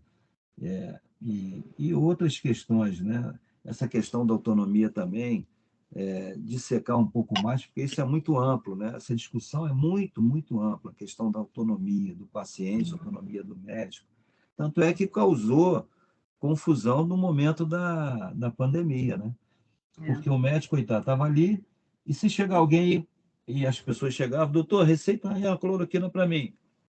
O médico não tinha que receitar, né? Na verdade, porque aquele negócio, ele tem que atender o paciente, né? O que o paciente pede, mas se for adequado ao caso, se for cientificamente comprovado. Mas aí vai uma confusão dessa, como é que você vai fazer, né? Mas a questão existe, não é só na pandemia, existe fora da pandemia o tempo inteiro, a cada atendimento. Doutor Sidney, vou pedir para o senhor de compartilhar, por favor. O senhor ainda está compartilhando. Eu esqueci. Tem a Carolina, está com a mão levantada aqui. Pode falar, Carolina, fica à vontade. Saiu, né? Tudo bom? Sim, doutor, saiu. Tudo bom, gente? O seguinte, eu sou Carolina Luna, sou pediatra alergista, e eu queria, primeiramente, elogiar muito os alunos, porque foi excelente, eu concordo com o professor Sidney, que é trabalho para publicação. Aí é só ver a revista, pegar o molde da revista e fazer lá do jeitinho que vai dar certo, tá? É isso, gente. Parabéns e obrigada a todos. E obrigada pela aula. Obrigada, Carolina. Obrigada pela sua... Eu parei aqui antes de ir embora do Gafrê para poder terminar de assistir. Que bom, que beleza. Tchau, gente. Muito obrigada. Tchau, parabéns. Obrigado. Nós é que agradecemos. Meninos, tem gente já? Não, só a Carolina, de mão levantada. E vocês, o que vocês têm a dizer? Alunos, perguntas? Vamos perguntar? Michel. Doutor Michel, fique à vontade. Olá, boa noite. Parabéns para os alunos também pela apresentação. Queria aproveitar a oportunidade para incentivá-los para submeter o trabalhinho no Congresso de Adolescência, que vai ser em agosto no Rio. Então, se vocês tiverem interesse, né, é um convite, né, e eu tenho muita convicção que vai ser aceito o trabalho, né, ou como forma de pôster, ou talvez até como apresentação oral. Então, fica o convite, né, registrado também para todo mundo que está participando desse encontro. E queria fazer também só uma pequena observação em relação à fala da Marcele. De novo, Marcele, elogiar sua apresentação, dicção, você não demonstrou apresentar nenhum nervosismo, enganou bem, enganou muito bem. Se você estava nervosa, assim, não transmitiu. Mas só em relação... Só em relação a uma questão assim que remete aqui à medicina do adolescente, o osteosarcoma, a gente tem que estar muito atento em relação que você comentou assim, que ele acontece na puberdade, né? É só muito mais uma questão assim de conceitual. Ele realmente acontece na puberdade, mas ele acontece mais no estirão da puberdade, tá? Porque como você comentou 2 vezes na puberdade, porque a puberdade é uma fase muito longa que acontece em transformações físicas, psíquicas, né, sociais, e o estirão é mais em relação àquela fase do crescimento rápido dos ossos, né? Então, só uma pequena observação, assim, quando for submeter o trabalho, tá? Perfeito, perfeito. Ótimo. Muito obrigada pelos elogios, realmente estava muito nervosa. Isso tem no nosso trabalho teórico, que é sobre crescimentos, né, rápidos dos ossos longos. A gente chega a comentar nosso trabalho escrito, né, professora? Mas vai ficar muito importante para a gente colocar no nosso post. Agradeço a ponderação, a gente vai né, certificar que isso vai estar presente no trabalho, com certeza. Muito obrigada pelos elogios e pela ponderação. Muito obrigada. Ô, Beth, eu queria só fazer um comentário. Está me ouvindo? Estou sim. Tá. Não, aproveitar, né, o que o Michel falou. É citado lá no texto, isso não tem nada errado, não é errado, mas o que se usa hoje, né, que a Comissão Mista de Especialidades já bateu o martelo há algum tempo, é medicina do adolescente e não ebiatria. É claro que nós usamos o tempo inteiro ebiatra, ebiatria, não tem nenhum erro, mas se puder evitar, trocar por medicina do adolescente, né, aí fica mais ou menos igual como a Comissão Mista de Especialidade, né, ela recomenda, né? Ela registra, né? Perfeito, tá ótimo. Doutora Denise, presidente do GT de adolescência, está com a mão levantada. Oi, seja bem-vinda. Oi, boa noite a todos. Queria agradecer aí a essa apresentação maravilhosa dos alunos da Estácio, a sua iniciativa, Beth, que é sempre maravilhosa, e a presença do Sidney, a brilhante palestra. E queria novamente, junto com o Michel, convidar o brasileiro vai acontecer dia 26 de Rio de Janeiro, 26 de agosto. E sim, convidar vocês a submeter o trabalho, tá? E essa a submissão vai até dia 30 desse mês. Então, assim, corram e inscrevam o trabalho, tá, gente? Que vai ter muita chance de ser aprovado. E eu quero ver vocês lá apresentando o trabalho. Que ótimo. E assim, o congresso está muito, muito bem elaborado, o programa está maravilhoso, sabe? As atualizações agora nessa área, nesses tempos pós-Covid, né? Que pegaram muitos adolescentes, assim, está todo mundo bem, né? Bem doente, eu diria assim, né? Os adolescentes sofreram muito, estão sofrendo muito. E a gente vai falar muito, vai ter muita coisa boa e vocês vão aproveitar muito o congresso. Por favor, não deixem de se inscrever e de participar. A participação de toda. E muito obrigada aí, excelente apresentação. Obrigada, Denise. Muita honra ter você aqui com a gente também. E assim, só felicidade ouvir isso de vocês e assim, botar esses meninos para correr agora, para fazer um negócio bem bacana, para apresentar lá. E é isso que a gente quer, né? Então, assim, só orgulho, realmente só orgulho. E, se Deus quiser, estaremos lá, né, meninos, com a apresentação do trabalho. Tá? Mais alguma pergunta, gente? Dá vontade de conversar aqui muito, não dá? Eu já estou inscrita. Doutor Cláudio, nosso presidente, levantou a mão aqui. A palavra é sua. Oi, Beth. Em primeiro lugar, queria te cumprimentar, você sempre trazendo temas extremamente interessantes e polêmicos, no GT das ligas de pediatria. A apresentação dos alunos foi maravilhosa, de altíssimo nível, muito, muito bom mesmo, e é ótimo que estudantes de 8º, 9º período já estejam se familiarizando com a ética médica, isso é de extrema importância na carreira deles, né? E parabenizar o Sidney pela apresentação, que, como sempre, foi maravilhosa, e parabéns aí a todos. Muito obrigada. Obrigado. Doutora Márcia Fernanda, cadê ela? Está aqui ainda? Falar aqui um pouquinho para a gente. Oi, Beth. Oi. Queria parabenizar também todos os alunos que apresentaram de forma brilhante, foi muito bom. Esse tema da bioética é de extrema importância e realmente é importante que os alunos se familiarizem com esse tema, e a apresentação do Sidney nem preciso dizer como foi maravilhosa, né? Maravilhosa, né?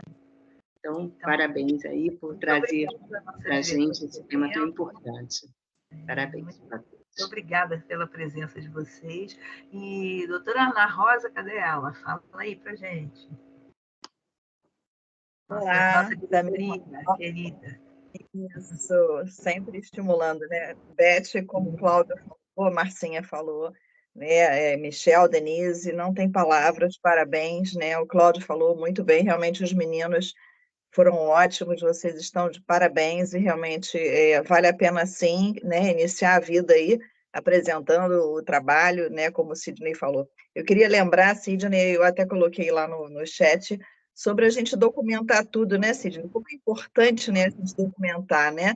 A gente precisa colocar no prontuário médico todas as nossas decisões, tudo que a gente tiver, assim, tomar uma decisão, a gente tem que documentar, porque numa hora de um julgamento, de alguma coisa, você tem que estar com tudo anotadinho para evitar confusão. Isso é importante. Às vezes, uma ligação do WhatsApp, posso fazer Revectina? Posso fazer isso, aquilo? Não, não pode. Isso é muito importante. Sidney, se quiser falar alguma coisa, obrigada. Obrigada, Ana. Ana, obrigado. Eu acho que essa oportunidade, né, que a SOPERJ nos dá e tem dado, né, discutimos ano passado sobre a questão da criança desaparecida, e todos os assuntos, né, que a SOPERJ tem apresentado na sua educação médica continuada, com seus grupos de trabalho, com os seus departamentos científicos, a sua diretoria, né? Então, eu acho que todos que são convidados para dar uma pequena contribuição, como eu estou fazendo hoje, assim, todos se sentem muito felizes e honrados. Primeiro que a SOPERJ é a nossa casa, né? Então, eu fui conselheiro, eu fui sambista, sei lá, fui qualquer coisa, mas eu sou pediatra, né? Eu vou morrer pediatra e sou pediatra da SOPERJ, né?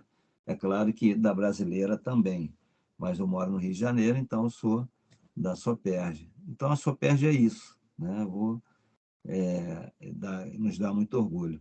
E quando eu falei, tinha conversado com a Elizabeth, depois conversei com os alunos informalmente, no início lá que nós ligamos para ver se estava tudo bem, eu conversei com eles para publicar, já tinha falado com a Elizabeth, e eu citei 2 eventos, né, que é o evento esse evento da adolescência e o evento do SOPERJ, né? Quer dizer, são 2 oportunidades que eles têm, acho que devem aproveitar as 2, né? E mais publicar, né? Publicar esse caso, né? É muito interessante, né? Então, é claro que quanto mais vocês lerem e quanto mais vocês olharem, mais vocês vão achar que tem que mexer em alguma coisa, mas isso faz parte da vida, né? Então, se não mexer em nada, já está muito bom, né? Mas se for publicar, talvez tenha que acrescentar mais alguma coisinha para seguir lá os ditames da revista e tal, né? Então, é só alegria, não é igual o Flamengo, é só alegria. É o flamenguista aí. Fala, Juliane. Fala, Ju. Eu tenho... Meu filho está aqui também. Eu tenho uma dúvida em relação à questão do congresso. Se a gente pode mandar o mesmo trabalho para 2 congressos? Quem fala? Quem tem que falar é a orientadora. Pois é, é o que eu digo. De um trabalho, a gente pode fazer vários outros, né? Pode nascer uma porção de filhotes. Olha, falar em filhote, olha o filhotinho aí. E, assim, você pega um viés para um determinado trabalho, para um determinado evento, pega outro viés para outro, porque dá para tirar muita coisa rica daí, né? E eu acho que dá para a gente fazer tanto na adolescência quanto para o Consoperge, né? Que a gente já tem essa ideia de a gente trabalhar as questões da metodologia científica, que a Márcia até já falou comigo, e assim apresentar os trabalhos de alunos, coisas interessantes, coisas que realmente temas mais direcionados, assim, relevantes, eu acho que a gente pode fazer muita coisa, né? E acho que assim, esse viés mais focado na bioética, para a revista também é muito interessante, né, Cílio? O Beth, eu concordo plenamente. Que dá para apresentar. Você tem vários focos aí, autonomia, Mishtanasa, tem todos eles juntos, mas tem vários focos, né? Eu só peço desculpa à Ana Rosa, que eu acabei falando para caramba e não respondi, né? Quer dizer, não falei o que ela me pediu para falar, que é a questão do prontuário, né? Quer dizer, quando o paciente pede, eu até falei isso, né? Ele não tem que ir no cartório, eu até tenho um amigo, né? Que está em fase terminal, que quando ele soube da doença, ele foi ao cartório, registrou, reconheceu firma, fez tudo. Mas não precisa, né? Fala com o médico, olha, minha vontade é essa, não faz isso, não faz aquilo, né? Ou então, meu representante é fulano de tal, e o médico anota no prontuário. Agora, o prontuário, para quem está começando, né, como vocês agora, o prontuário, já agora, né, é super importante escrever no prontuário. Examinei o paciente, falando de tal.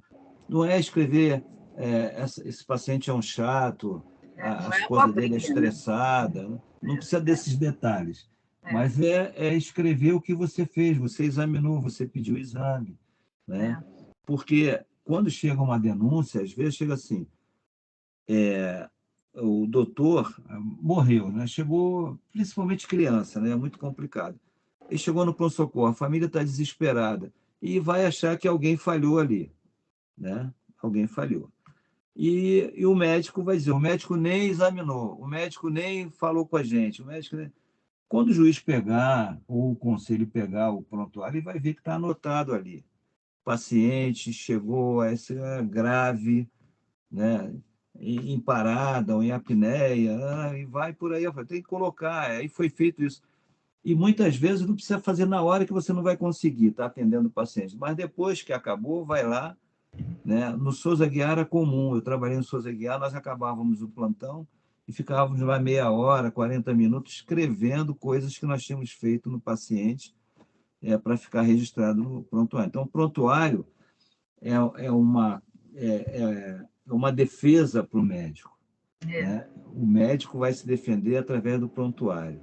E também para o paciente é ótimo, paciente que sobrevive e que vai depois para outro hospital e que tem já aquilo anotado, o que aconteceu com ele, porque ele pode nem saber como é que eu vou contar que eu tive uma coisa, fiquei no CTI, por que foi? Eu comecei a tossir e tal. Então, ele fez um pneumotórax, se pertencia, não sei o que, está escrito lá. Foi para a UTI em outro hospital, já tem outra anotação lá. Mas para ele é importante, né? Mas para você também, para o médico, é importante anotar no prontuário o que tem que anotar. Não precisa detalhar. Fundamental, né? Fundamental. Mas é fundamental. A Ana Rosa, como sempre, lembrando bem das questões importantes.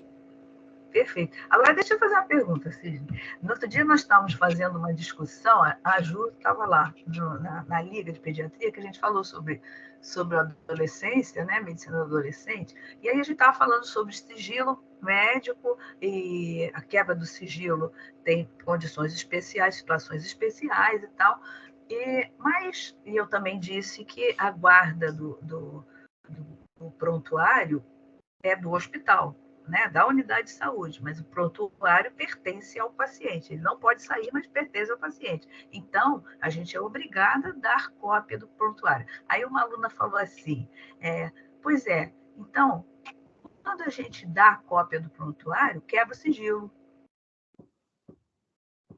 Não, não quebra. Fala disso um pouquinho. Não, por exemplo, né, essa questão da cópia, ela tem algumas questões da razoabilidade, né?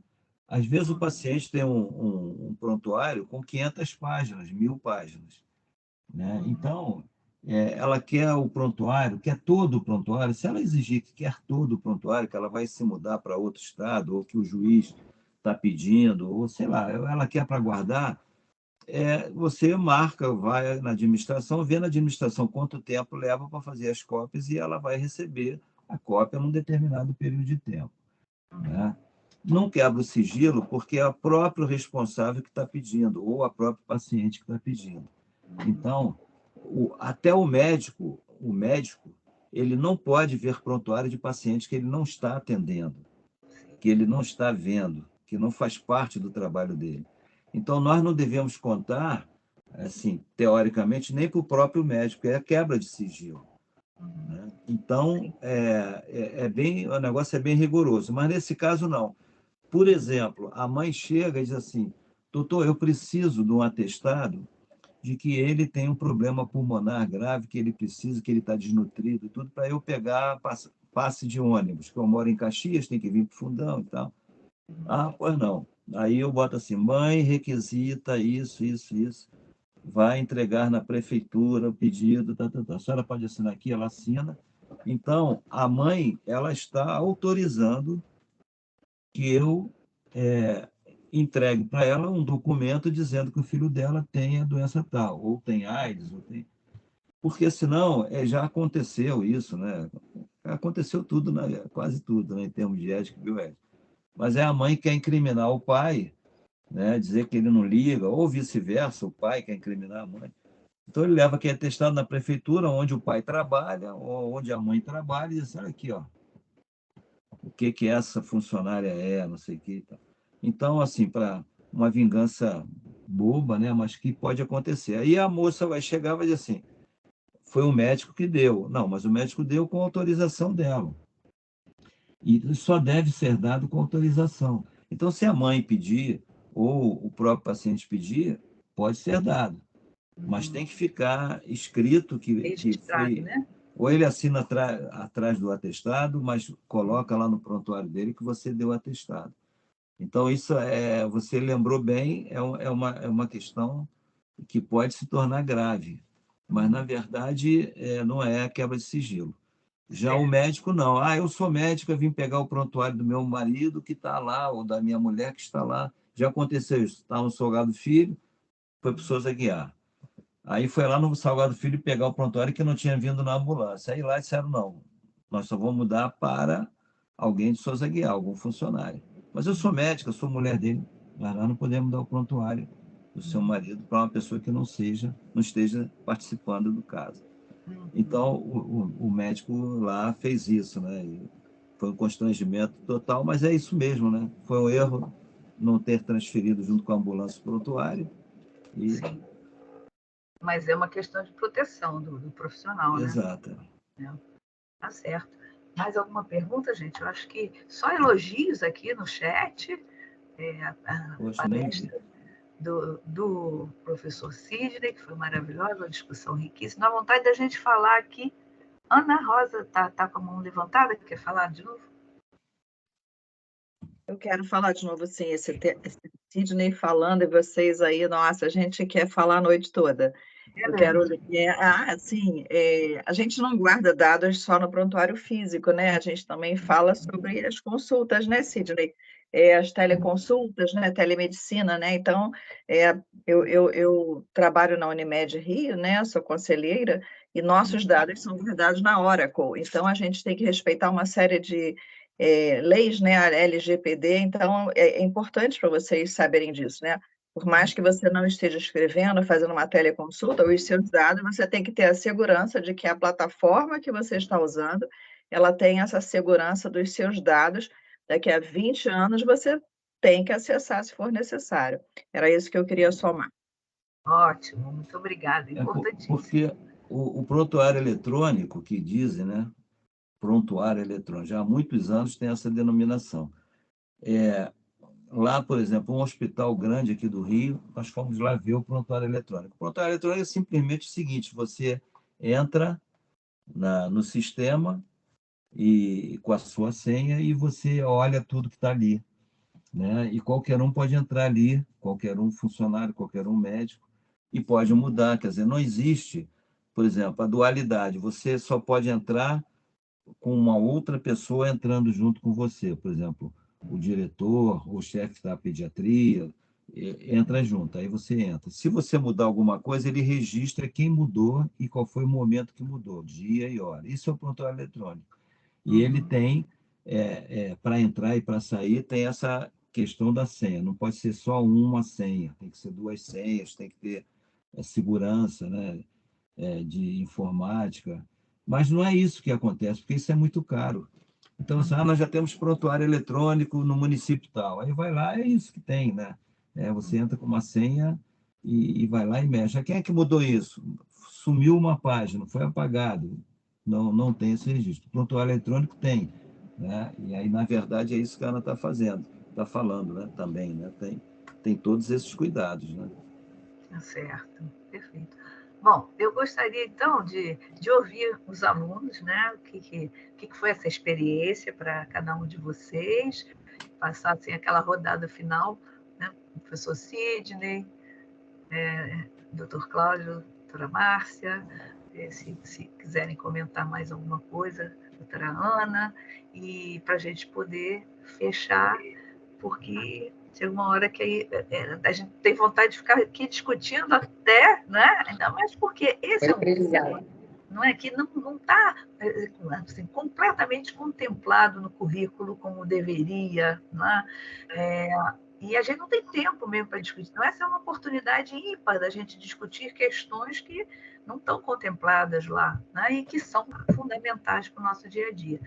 Mas de noite as pessoas também acabam ficando cansadas, então, infelizmente, vamos fazer outras.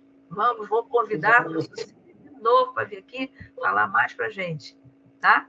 Em breve, se Deus quiser. Vamos lá, Marcele. Eu quero agradecer, me sinto honrada, lisonjeada, muito privilegiada de estar aqui apresentando esse trabalho, né? Esse grupo que trabalhou tanto, a professora que nos orientou com muito carinho, com muita dedicação. Então, eu quero agradecer mais uma vez. Realmente é um tema extremamente necessário e importante, que a gente vê a necessidade durante a formação, mas com certeza, né, depois de formados, nós precisamos, né, ter essa bagagem, esse conhecimento, para poder exercer a profissão médica com a responsabilidade que ela exige, né?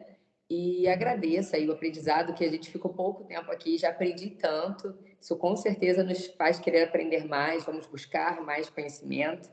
Então, muito obrigada por tudo. Me sinto... não tenho palavras para agradecer, e o quanto esse momento está sendo especial para mim. Muito obrigada, viu? Obrigada a você, Marcele. Ricardo? Conseguem me ouvir? Sim, agora sim. Eu queria agradecer também, graças a Deus, assim, a maioria dos seminários integrados que a gente faz na faculdade, que dá muito trabalho, todo período, a gente tem um desgaste muito grande, um esforço muito grande para adquirir conhecimento, fazer aquele trabalho funcionar, a maioria acaba ficando perdido, sabe? E esse, graças a Deus, assim, a gente está conseguindo botar ele para frente, colocar eles nos congressos, quem sabe publicar revista, sabe, de bioética. Então, fico muito agradecido de poder estar aqui, poder cada vez mais adquirir conhecimento, cada vez mais trabalhar as coisas que a gente estuda e sentir que elas não são para nada, sabe? Sentir que elas realmente têm um impacto, que elas realmente, sabe, que é tudo realmente verdade. Que bom. Quanta gente como acadêmico ainda não tem a vivência que vocês têm na medicina assim, em si, sabe? Ainda não consegue ver tantos casos que a gente lê, que a gente estuda tanto, como, por exemplo, dessa menina aí. E, assim, cada vez colocando mais em prática, apresentando, recordando apresentações, quando a gente chegar para ver pela primeira vez uma menina com 15 anos, com, por exemplo, um osteosarcoma, e tiver essa discussão bioética, a gente já vai estar mais diferenciado a olhar ambos os lados, a saber como funciona o processo da bioética. Então, enfim, só agradecer e cada vez mais colocar esse trabalho para frente. E parabenizar o grupo também, que está todo mundo de parabéns, a professora também que orientou. Foi uma ótima apresentação, foi uma ótima discussão, então parabéns para todo mundo e felicidades. Obrigada, Ricardo. Ju? Obrigada, eu queria agradecer muito também, principalmente, assim, em nome de todos, a professora Beth, por acreditar no nosso trabalho, no nosso potencial, assim, né, que nos incentivou bastante, puxou bastante da gente, que eu acho que sem esse... a professora Beth, ela é bem exigente, detalhista, e eu acho que isso é primordial para que realmente saia um trabalho de qualidade, de excelência. Então, não só mérito dos alunos, mas também da nossa professora, com certeza. Sem ela, com certeza, a gente não tinha chegado até aqui nessa apresentação, nesse trabalho. Muito obrigada. Obrigada também à dedicação de todos os nossos colegas que com certeza aprenderam muito com esse trabalho. É um tema extremamente caro para a gente, e realmente a gente vê o quanto que precisa ser discutido. O Dr. Sidney trouxe aí brilhantemente assim, pontos muito importantes, que assim, eu vejo hoje, né, na medicina, e muitas vezes quando a gente não é médico, está fora da medicina, não está fazendo medicina, a gente tem uma visão completamente diferente, né? A gente aprende por um outro ponto de vista, do lado do médico, e muitas vezes a gente fora acaba julgando, interpretando de diversas formas, e eu vejo que, às vezes até por notícias de jornal e tal, né, sensacionalistas falando sobre determinadas condutas e tudo mais, e quando a gente tem a visão médica, e com certeza quando a gente coloca isso em prontuário, isso nos respalda muito, além de respaldar o paciente, nos respalda muito, e a gente vê que muitas vezes saem coisas extremamente sensacionalistas, como se o médico tivesse feito ali uma coisa monstruosa, e que, na verdade, muitas vezes foi inerente ao procedimento, né, consequências daquele tratamento, daquela cirurgia, enfim, e realmente o prontuário é a nossa segurança, a nossa armadura ali, né, o que a gente vai sempre estar ali extremamente fiel, né? Então, só tenho a agradecer por essa explanação, doutor Sidney, pela orientação da professora Beth e de todos os nossos colegas que contribuíram para esse trabalho, e só quero aprender cada vez mais, principalmente na pediatria. Então, a minha paixão, com certeza. Obrigada. Ju. E eu já estou inscrita no congresso. Pois é, eu ia dizer isso. O Michel colocou aqui o site para inscrição, mas eu já também coloquei em todos os grupos, vai ficar aí registrado, tá? Marcelo, quer falar? Só uma última palavra, porque agora nós fizemos uma matéria que fala sobre ética também, que é o aspectos legais da medicina, e dentro dessa matéria a gente precisou ler o Código de Ética, e eu achei muito interessante, como tem alunos aqui presentes, existe um Código de Ética para alunos de medicina, então já começa aí na vida acadêmica, né, a nossa preparação para ter um conselho, né, que tem um poder aí de lei mesmo, não sendo, mas tem um peso. Então é importante também como alunos a gente saber que a gente tem ali nossos deveres e direitos também dentro do código. Ok. Obrigada, gente. Vou passar agora para o professor Sidney as palavras finais, e aí a gente... Bem, eu só tenho a agradecer, né, a Elizabeth pelo convite, e agradecer a vocês pela apresentação. Vou fazer outros, hein? Não, tudo bem. Nós gostamos, né? Quer dizer, o médico é diferente, né? Então, agradecer a vocês, né? Que todas as vezes que nós vamos entrar em alguma discussão com o aluno, né? E eu já sou professor há muitos e muitos anos, eu aprendo muito, né? Todos nós aprendemos. Agora, nós temos que aprender a identificar que nós estamos aprendendo, que aquilo ali que está sendo dito, nós não sabíamos. Então, é isso que eu faço, né? Que muitas coisas que vocês falaram, muito na discussão e outros colegas que falaram aqui, há sempre um aprendizado, né? E é isso que nós temos que fazer. O objetivo principal é o nosso paciente. É o objetivo. Não existe outro objetivo, né, tão importante quanto o paciente. Então, por isso que eu acho que vocês estão no caminho certo, quer dizer, já no 9º período já vão ter, né, 2 títulos, um de apresentação em congresso, o outro, não sei se você já tem outros, né, mas de qualquer maneira são 2 títulos importantes, um na publicação numa revista indexada, né, e mais ensinando para todos nós, né, o que vocês fizeram, aprendendo também, quer dizer, eu estou muito feliz, foi ótima, né, a noite, mas a noite também é para descansar, né, porque começou às 7, né? Então, tem um filhinho lá que já está perturbando, mamãe, não vai acabar esse negócio aí não na televisão. Então, muito obrigado. Obrigado a todos, aos outros colegas, ao presidente Cláudio Raineff, meu dileto amigo de décadas, e Ana Rosa, e todos aí, Márcia Fernanda, todos que participaram. Todos muito queridos. Obrigada, Sidney. Eu queria também agradecer, como eu sempre faço, ao Diego. O Diego é o nosso anjinho da guarda aqui, ele resolve tudo para a gente, né?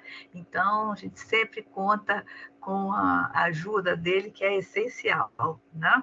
Então, ele em breve será papai, e nós estamos aqui todos ansiosos para ver a carinha menina, né, Diego? Isso, doutor. Isso. Então, estamos todos torcendo aí, viu? Por você. Sempre. Obrigado. Parabéns, Então, Diego. Obrigado. Eu vou passar ao final para doutor Cláudio e doutora Márcia, se querem falar, para a gente encerrar. Bem, Beth, mais uma vez, te cumprimentar pelo evento, como sempre. Todas as vezes que eu pude participar, realmente foi brilhante. Eu repito, os alunos fizeram uma apresentação magnífica, a apresentação do Sidney também foi maravilhosa, e a gente espera esses alunos todos lá no Consoperge, né? Isso aí. Seja como ouvinte, seja como apresentador de casos clínicos e tal. Então, queria mais uma vez cumprimentar todo mundo. Tá bom, muito obrigada aí pela sua presença sempre, que nos honra muito, e fico extremamente feliz com a presença de vocês, da Márcia também. Márcia, quer falar? Não, só queria agradecer a oportunidade de participar dessa noite tão agradável, né, que acrescentou tanto conhecimento, e parabenizar os alunos, que foram ótimos, né, a Juliane, Marcele e o Ricardo. Parabéns a Beth por juntar esses alunos, por ser uma orientadora tão boa, né, para esses alunos. Isso é tão importante, ter uma ótima orientadora, ser uma luz para esses meninos. E parabenizar o Sidney. Obrigada, gente, muito obrigada. Então, vou encerrar com a frase do Rubem Alves, que eu gosto demais, que eu acho que fica para a gente aqui. A Jamile está dizendo muito obrigada, foi excelente apresentação. A Jamile é do grupo também. Tanto do grupo quanto do Dr. Sidney, sairemos com mais conhecimento e vontade de aprender cada vez mais. Só agradecimentos.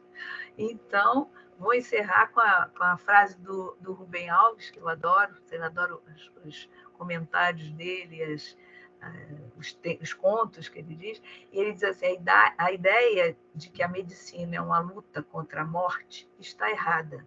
A medicina é uma luta pela vida boa, da qual a morte faz parte. Né? Que a gente tem isso sempre em mente, né? Para fazer o melhor. Tá bom, gente? Então, foi ótimo, adorei. Só agradecimento a todos, estou muito feliz, tá? Uma boa noite para todos. Valeu.